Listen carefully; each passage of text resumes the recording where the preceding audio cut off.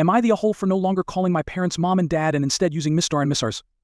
They're my F31 adoptive parents. They loved me unconditionally compared to my bio parents, but as soon as my younger sister F28, their bio daughter, came into the picture, they started leaning towards favoring her.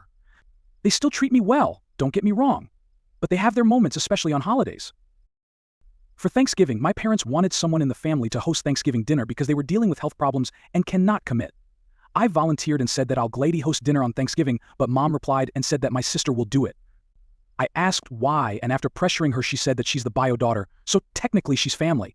I asked if I wasn't family, and she and my dad said it's complicated. I was livid and hurt.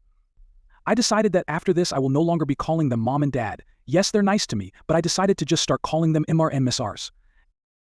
So when they called, I referred to them as Mr. and Mrs. When they visited, I still used Mr. and Mrs. Their reaction was to just stare in confusion, but the straw was last night. We were eating dinner, and I turned to Dad and said, Mr. Clarkson ... won't you pass me the salt? Please. Dad looked stunned. I then said, Mrs. Clarkson, do you need help with the oven? She snapped and asked what the hell was that about, and I told them that, since they don't see me as family, then why bother call them mom and dad? She and Dad were furious, saying it was petty and childish.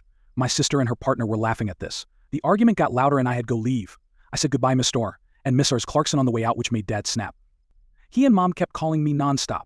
My husband had no idea what was going on. He asked what the deal was, and when I told him, he agreed that it was childish and that I could have gotten the message across in a more mature way than this disrespect I'm displaying. AITA? They're mad as they can be and are begging me to stop, or else I'll ruin Thanksgiving when I start doing it in front of other relatives. I have not done this in public. I would not do it. I only did it at their home or my home.